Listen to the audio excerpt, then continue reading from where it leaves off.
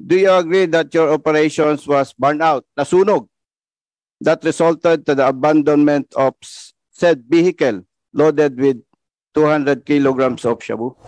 Again, Mr. Chair, wala po kayong idea or lead bakit inabandon yung sasakyan samantalang malaki pong halaga ng shabu ang nandun? 200 kilo ng umano'y shabu naman ang nabisto sa kotseng 6 na araw nang nakaparada sa isang mall. Sa side mirror ng sasakyan, nakuha ang susi at nang tuluyang mabuksan, tumambad na ang 200 Chaabu package na may kabuang bigat na higit kumulang 200 kilo. Estimated yung street value na that would probably 1.4 billion. So after 6 days when the matter was reported to us, the NBI proceeded to Mabalacat, Pampanga, Mr. Chairman. So, Mr. Chair, very clear na after 6 days, doon pa lang nagkaroon ng aksyon. Mr. Chair, meron lang po akong ilang observations dito po sa issue na ating iniimbestigahan ngayon in aid of legislation. First observation, Mr. Chair, we noticed that recovery and discovery of large volume of illegal drugs usually happens in Region 3. Even the 990 kilograms of shabu that was investigated here in Congress and Senate allegedly came from this region. Just like the 3.6 billion and 1.3 billion worth of shabu that was seized and discovered recently in Mexico and Mabalacat, Pampanga, respectively. Mr. Chair, tanong lamang po sa PIDEA. PIDEA, sir, do you agree in my observation? Yes, Your Honor. Bakit po kaya? Maybe a factor to consider, Your Honor, is that Region 3 is very near National Capital Region. It has seaports, airports, expressways, and so the mode of travel, at the same time, the mode of bringing in these illicit drugs is suited to the situation in Region 3, Your Honor. Yes, thank you, Mr. Chair. Hindi po ba natin naisip na base po dito sa recent investigations and operations ng concerned agencies, parang itong Subic Bay Pre-Fort Zone ang nagagamit para sa pagpasok ng mga illegal drugs? Kasi po, ang dami po ninyong nabanggit, Mr. Chair, ang daming nabanggit ng PIDEA. Do you agree, PIDEA, sir, na base po dito sa mga result ng inyong operations, pwede ba natin sabihin na itong mga illegal drugs na pumapasok sa ating bansa ay dito talaga dumadaan? Kung hindi lahat, most of these illegal drugs dito po pumapasok sa Subic Bay Pre-Port Zone? No, Your Honor, because there are also possibilities that there is a high incidence of drugs are being shipped into, like, for example, in Region 7, Cagayan de Oro also. So, it's, I think I do not have enough data to support that all or most of the illegal drugs are being shipped to Subic Port, Your Honor.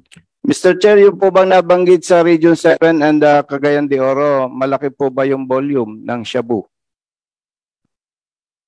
If we base on history, sir, even during the past administration, there has been large shipments of illegal drugs seized in Region 7, sir. Mr. Chair, more or less ilang kilograms po? I do not have the figures with me right now, Your Honor, but I can provide the committee this data. Kasi po, Mr. Chair, mahalaga po na malaman natin ang volume kasi siyempre po, as operatives, as agency, concerned anti-illegal drugs, importante po na mas priority natin yung volume. Anyway, Mr. Chair, my second observation is based on House Resolution number 1346 introduced by Honorable Representative Aurelio Dong Gonzales and Honorable Representative Robert Ace Barbers, and House Resolution number 1351 introduced by Honorable Representative Jefferson J. Conghon The recent seized and discovered illegal drugs were delivered through Subic Bay Freeport Zone on September 18, 2020 on board of SITC Shoko Shipping Lines.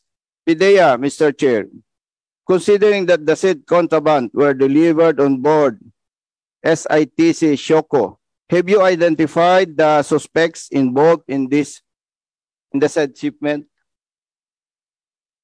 Your Honor, may I ask that the National Bureau of Investigation, being the project initiator, be asked on this question, Your Honor.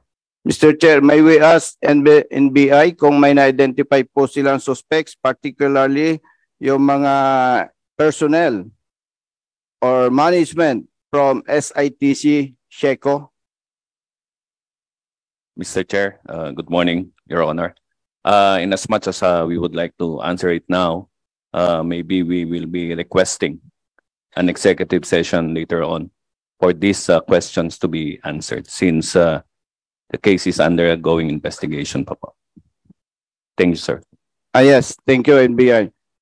Mr. Chair, thank you. Third observation, Mr. Chair. On the operations conducted by NBI Manila Task Force against illegal drugs and the PNP Mabalacat City, Pampanga on August 26, 2023, the motor vehicle loaded with 200 kilograms of suspected shabu was reportedly abandoned at a parking lot of a supermarket in Barangay Mabiga, Mabalacat City, Pampanga.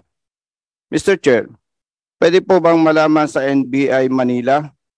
Do you agree that your operations was burned out, nasunog, that resulted to the abandonment of said vehicle loaded with 200 kilograms of shabu? No, sir. So kung hindi po, ano po ang dahilan at na-abandon yung sasakyan? Dalawa lang po yan eh. Siguro primarily, intentional, inabandon eh. Alam naman natin na kung tayo ang possessor ng drugs, eh malaking halaga yun eh. Naturalmente, iingatan natin. So kung hindi po agree ang NBI Manila, ano po ang nakikita nating dahilan at inabandon yung sasakyan na may malaking volume of shabu? Mr. Chair. Mr. Chairman, the vehicle was abandoned 6 days already when the NBI was called to inspect the vehicle. Again, Mr. Chair, wala po kayong idea or lead bakit inabandon yung sasakyan samantalang malaki pong halaga ng shabu at nandun? Wala po ba tayong idea, Mr. Chair? Yes, Mr. Chairman, according to the informant, no, the driver felt that he was being followed by law enforcement agency. So he decided to park the vehicle in the mall and he just abandoned it, no? Just ran away. Mr. Chair, considering na inabandon yung subject vehicle, paano po ninyo nalaman na mayroong abandoned vehicle doon sa supermarket na yon loaded with more or less 200 kilograms of shabu? Mr. Chairman, it was called to us by the security guards of the mall. So, Mr. Chair, nabanggit po 6 days ago na abandon yung sasakyan. Saan po ba tumawag yung sinasabi nating security personnel? Is it sa NBI or sa Police of Mabalacat City? Mr. Chairman, according to the security officers of the mall, they already reported that to the police. But we do not know what the police officers at the area did on the report, but we just acted on that information provided by the security officers of the mall. So ano po bang nangyari kung ang personnel ng security ay tumawag sa police station ng Mabalacat City, yung po bang Mabalacat ang then after that, yung Mabalacat police personnel concerned or the chief of police, yung po ba ang tumawag sa NBI para nagkaroon po ng operations na nagresulta sa recovery ng 200 kilograms of shabu, Mr. Chair? Mr. Chairman, the police Mabalacat did not call NBI. It was the security officers of the mall who informed us, who just provided us with an information that an abandoned vehicle at the mall was there. Mr. Chair, clarify ko lang. Sabi po, ang security personnel ng supermarket ang nag-report. Ang tanong po, saan ba siya nag-report? Sa police or sa NBI? According to them, they first reported it to the police. No. Then, after that, After 6 days, they reported that to us. so, meaning, Mr. Chair, after na ma-report sa police, hindi sila kumilos, hindi sila gumalaw, then after 6 days, saka pala sila nag-coordinate or tumawag sa NBI. Then, doon parang nagkaroon ng joint operation. Tama po ba, NBI, Mr. Chair?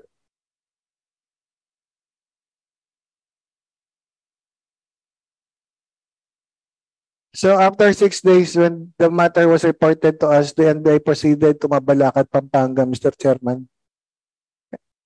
So, Mr. Chair, very clear na after 6 days, doon pa lang nagkaroon ng aksyon to address this abandoned vehicle. Tama po ba, NBI, Mr. Chair? Yes, Mr. Chairman. Mr. Chair, nandito po ba yung Chief of Police ng Mabalacat City, PNP? Yes, we invited the Chief of Police. Nandito si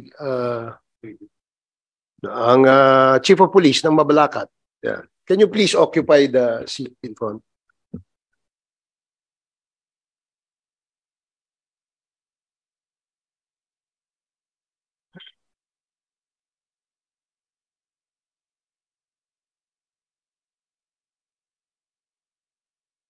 Mr. Chair, Chief of Police, do you agree doon sa nabanggit po ng NBI na ang security personnel ng supermarket ang nag-report sa police station na sinasabing may abandoned vehicle doon sa supermarket? Yes, sir. Ano po ang date noon? August 25, sir, in my recollection, according to the blatters ng Mabalacat City Police Station, sir. Mr. Chair, after na ma-report po sa inyo na August 26? 25, sir, yung coordination. No, please. Kailan po ni-report sa inyo ng security personnel ng supermarket na mayroong abandoned vehicle? I think August 20, sir. August 20. Hindi po tayo sigurado.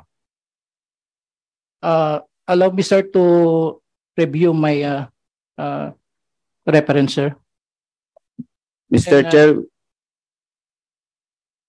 an apology, sir. The Chief of Police on that date, sir, is Police Lieutenant Colonel Abraham Abayari, and I assume the post September 22, 2023, sir.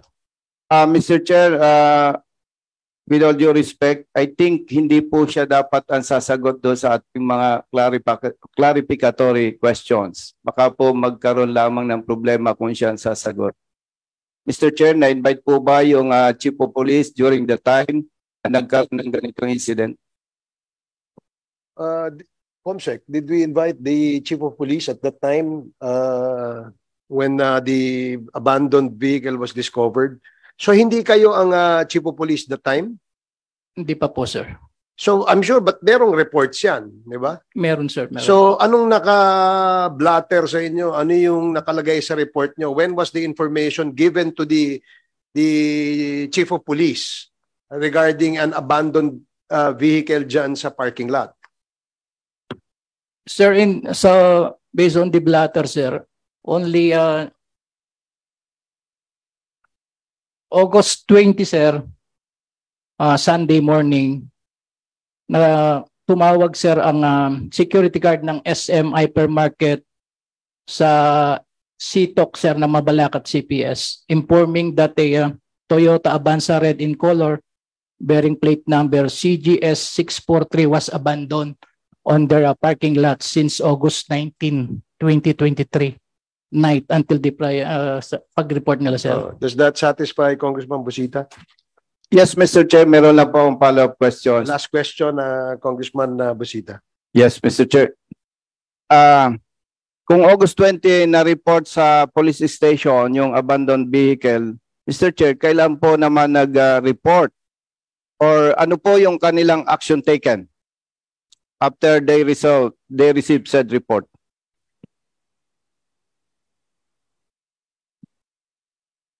Sir, based dito po sa report, August 21, CTOC Mabalacat CPS receiving a phone call from SM Market Security regarding the reported abandoned vehicle, sir, by Corporal Soliman. Immediately relate the same to Patrolman Panilagaw for investigation, sir. If I may add a question, Mr. Chair. Can you wrap up? Yes, Mr. Chair. Thank you. Last question, Mr. Chair. Mabalacat City Police Station Representative, kailan po ninyo ni-report sa NBI itong abandoned vehicle? At sinasabi po ng NBI, 6 days bago na-report sa kanila. Again, Mr. Chair, Representative from Mabalacat City Police Station, kailan po ni-report itong incident sa NBI para nagkaroon ng joint operations? Sir, wala pong nangyaring report sa NBI. Hindi po ni-report. Hindi po ni-report or in-inform, sir.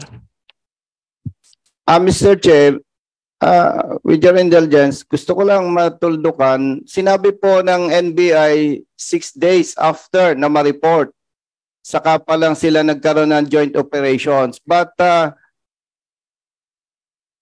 allegedly, sinasabi po ng representative of Mabalacat City Police Station, walang report na nangyaring gano'n. Balikan ko lang, Mr. Chair, with your permission, yung NBI. NBI, sir, saan po galing yung sinasabi ninyo na after 6 days, doon pa lang na-report sa inyo, and based on that report, saka pa lang po kayo nagkaroon ng joint operations, NBI, Mr. Chair.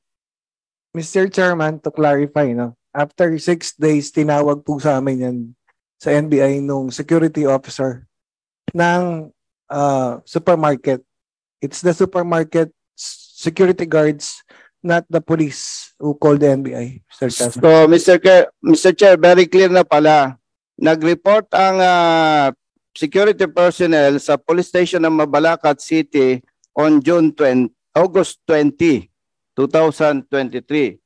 Unfortunately, siguro nakita po nung security personnel ng supermarket na walang ginagawa ang police station, then tumawag sila sa NBI. Then after that, doon pa lang nagkaroon ng operation, and siyempre as standard operating procedure, nag-coordinate ang NBI po sa Mabalacat City Police Station, kaya po nagkaroon ng joint operation, and na-recover po nila yung abandoned vehicle loaded with 200 kilograms of shabu.